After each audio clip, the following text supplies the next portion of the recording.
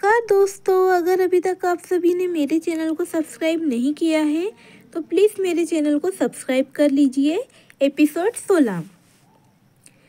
नियति को जब एहसास होता है कि कोई काफ़ी देर से उसे ही देख रहा है तो वो अपनी नज़रें उठाकर अपने सामने देखती है तो उसकी आंखें हैरानी से बड़ी बड़ी हो जाती है और उससे अब डर लगने लगता है। उसके सामने कोई और नहीं बल्कि मंदिर के पुजारी होते हैं।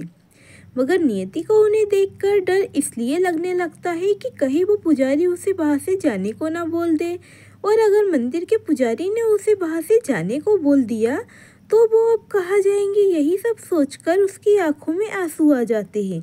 नियति की आंखों में आंसू देखकर वो पुजारी बोला, क्या हुआ बिटिया, तुम इस तरह मुझसे डर क्यों रही हो और तुम्हारी आंखों में आंसू क्यों आ गए?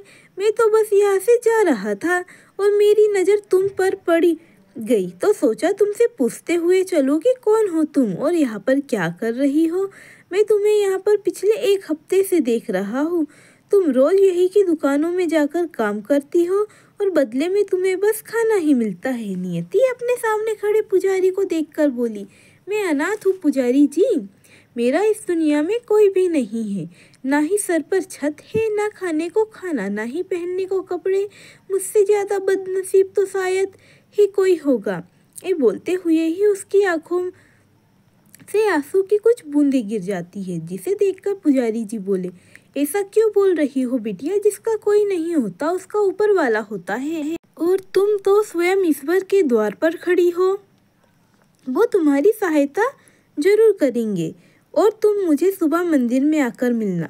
अगर मुझसे तुम्हारे लिए कुछ भी बन पड़ेगा तो मैं जरूर ही करूँगा। इतना बोलकर पुजारी जी वहाँ से निकल जाते हैं तो नियति भी अपनी जगह से उठकर एक बूढ़ी औरत जो वही सीढ़ियों पर ही रहा करती थी और भीख से मिले पैसों से अपना गुजारा किया करती थी, उसके बगल में जाकर बैठ जाती है और पुजारी जी की बातों के बारे में सोचते हुए वो भी अपना सर टेक कर सो जाती है। अगली सुबह जब नियति उठती है तो देखती है सुबह हो चुकी है और बहुत से लोग मंदिर में पूजा करने जा रहे हैं,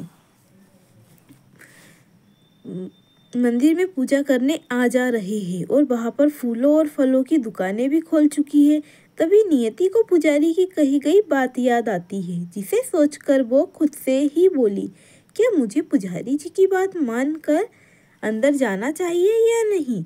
काफ़ी देर तक सोचने के बाद वो एक नज़र खुद को देखती है तो पाती है कि उसकी हालत मंदिर में पैर रखने लायक बिल्कुल भी नहीं है। हफ्ते भर से एक ही कपड़े पहने रहने के कारण उसके कपड़े पूरी तरह से मैले हो चुके थे और उसका गोरा रंग अब सांवला पड़ चुका था। उसके बाल पूरी तरह से खराब हो चुके थे और वो सच में किसी भिखारी से कम नहीं लग रही होती है।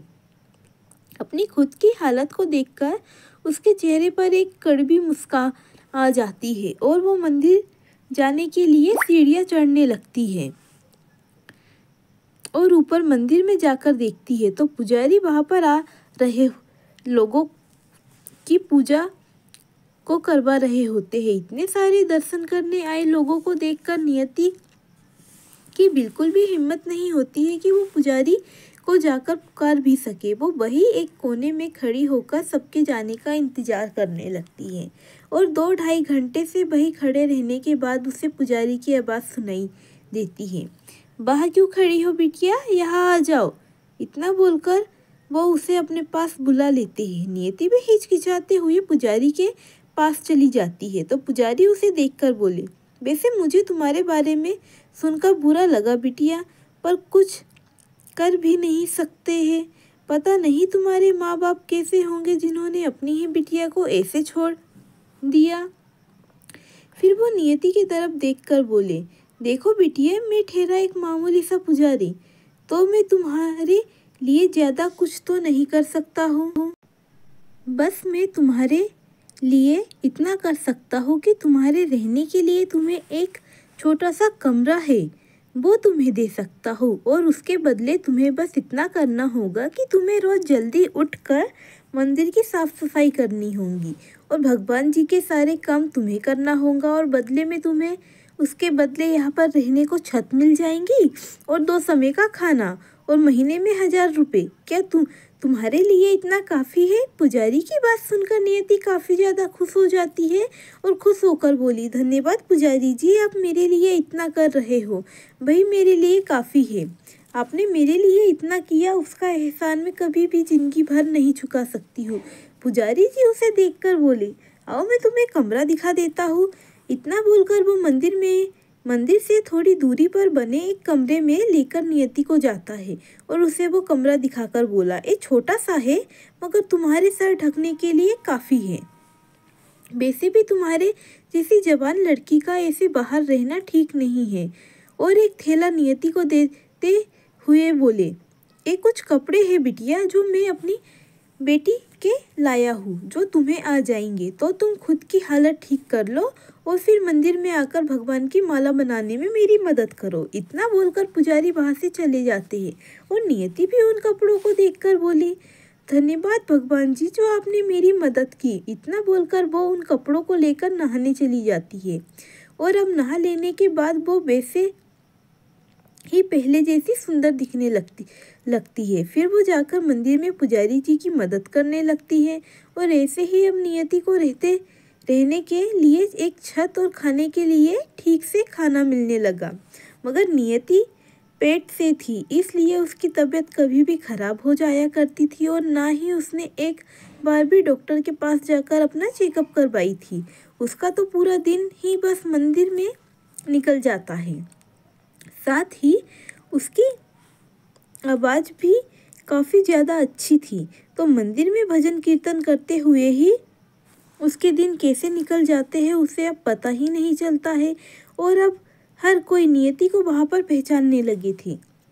नियति सुबह से उठकर मंदिर में बाकी साफ सफाई और भगवान को कपड़े पहनाना, उन्हें नहलाना, तैयार करना सारा काम किया करती और रात के समय अपने कमरे में आकर घंटों अपने पेट में पल रहे बच्चे से बात किया करती।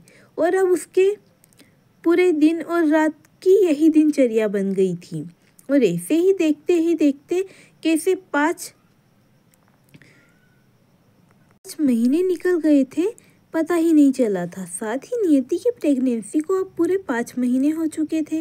वैसे नियति तो एक दुबली पतली लड़की, मगर उसके हल्के से निकल चुके पेट को देखकर जब एक रोज पुजारी ने उससे उसका कारण पूछा, तब नियति ने रोते हुए उन्हें सारी बात बता दी, जिसे सुनने के बाद अब पुजारी जी भी थोड़े परेशान रहने लगे कि नियति की इस हालत के बारे में अगर किसी को पता चला तो बाकी सब मिलकर नियति को वहाँ से निकाल देंगे। वो इसी सोच में परेशान हो रखे थे कि एक दिन मंदिर में एक औरत पूजा के लिए आती है जिससे पुजारी जी की काफ़ी अच्छी जान पहचान थी। और वो पुजारी को देखकर बोली कि पुजारी जी, अगर आपकी नज़र में कोई ऐसा हो जो मेरे घर में रहकर मेरे घर की साफ़ सफाई और देखभाल दोनों ही कर सके तो वो उन्हें बताए, क्योंकि वो वहाँ से कुछ दिनों के लिए अपने बेटे के पास विदेश जा रही है।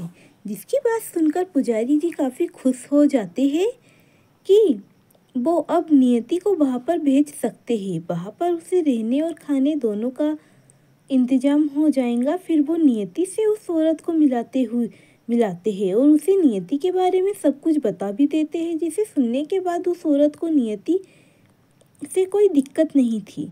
वो बस इतना चाहती थी कि नियति अच्छे से उनके घर की देखभाल करे और उसके बदले में वो नियति को अच्छे पैसे भी देने को तैयार थी, जिसे सुनकर नियति भी पुजारी जी के कहने पर उस औरत के साथ चली जाती है।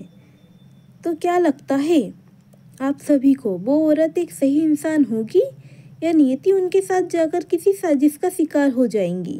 यहाँ पर बस इतना ही। आगे की कहानी जानने के लिए बने रहिए मेरे साथ और मेरे चैनल को सब्सक्राइब करना ना भूलिए। साथ ही वीडियो को लाइक और कमेंट करना ना भूलिएगा। धन्यवाद दोस्तों।